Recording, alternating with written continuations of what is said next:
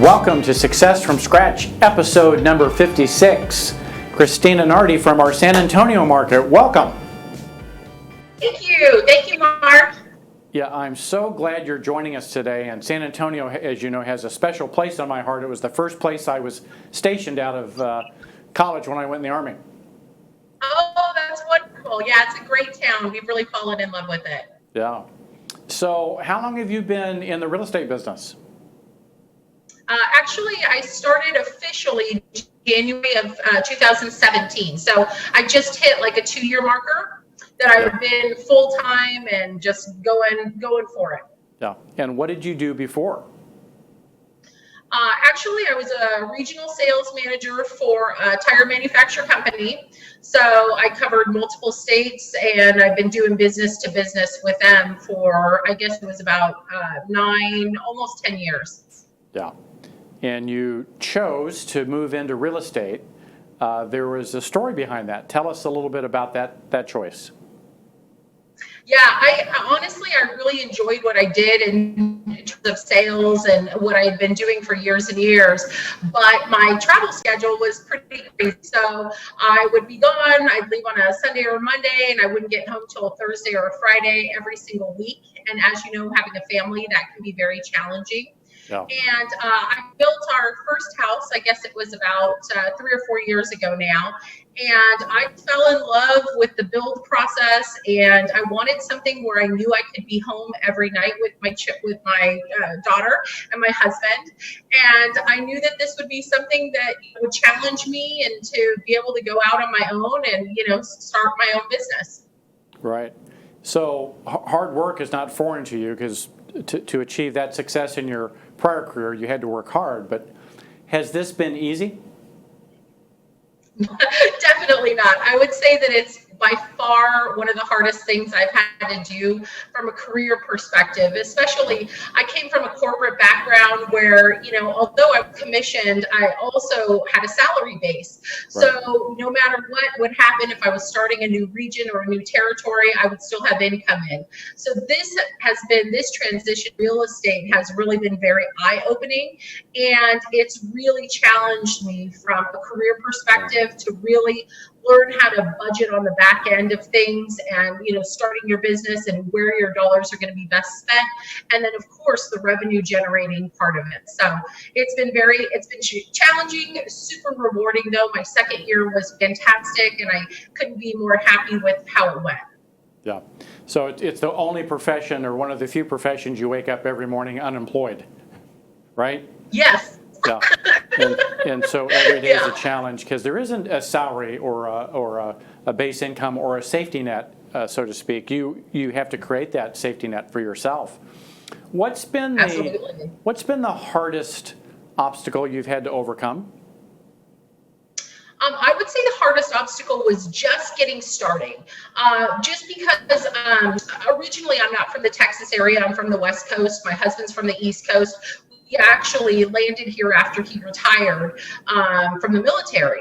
And so we didn't have a huge sphere of influence in this area. We knew, some minor, some family and some friends, but it's not as big as living in an area all your life. So I would say that was something that was the most challenging, and to be persistent with the people you meet, and to constantly be networking and to better your business. Yeah.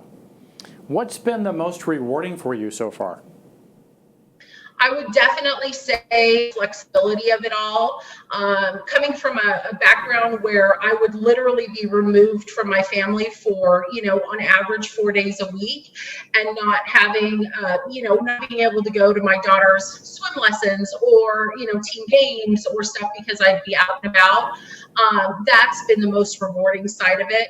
I also love the build aspect of real estate. That's one of the areas that I really focus on, is new builds.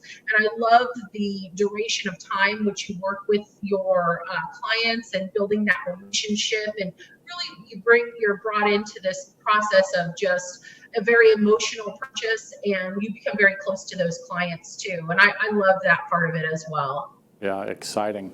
And from the reviews we see, we know they love you too. So congratulations on that. Thank you.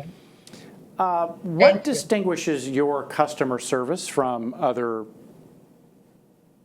agents?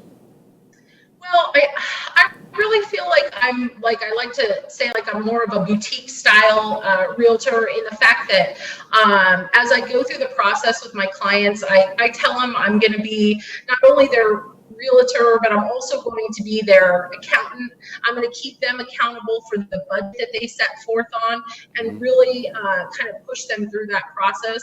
I like to talk about like the value proposition of what I can bring to my clients through the build process, even if it's a quick, 2-week close, whatever it is, I'm going to be side by side with them through that process.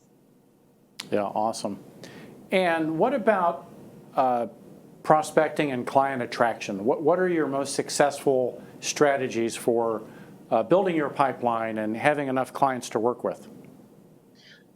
Honestly, where I began, and it was something that you definitely have to be in it for the long game on, is the new builds. That's what I was good with. I was good with business to business sales, and so that's where I focused on. I basically marketed the heck out of builders that were around my area because I knew that if I was going to be with clients, I'm going to be with them anywhere from 5 to 9 months or possibly 12 months. So I wanted something that was going to be easily accessible for me, and then where I chose the demographic that was like a second or third home to the families, because I was my goal was to get the sales on the back end as well. So they have a first time home they purchased, and this is a second home for them. My goal was to builders that were in that echelon so that I could get both sides of the business in doing so. Excellent. What I love is you've picked a niche and a specialty that you're driving versus being a generalist. We know specialists win and generalists many times don't. So congratulations on that. Thank you. Is there something you'd like to share with the audience that you found that's helped you become more successful, that's led you to the results you've generated? I would definitely say don't give up. It's sometimes it feels like you're getting less wins than you are losses, but the repetition of what you do in this sales process, and this is through all sales, you've got to be persistent. You got to have that repetition in what you do every day, whether your area of expertise is like new builds, like what I focus on, or if it's for sale by owners. You have to have that persistence and repetition to get you in it. And just know that this is a marathon and it's not a sprint. So focus on the long game on that side of it. That's really what's allowed me to some success in my very short career in. Yeah. Have you ever wanted to give up? Oh, absolutely. and tell us about that and how you worked through it. I think sometimes you get a lot of no's or things don't go in the right direction. People, it's a big purchase. Maybe it's a $400,000 if someone's spending on a home.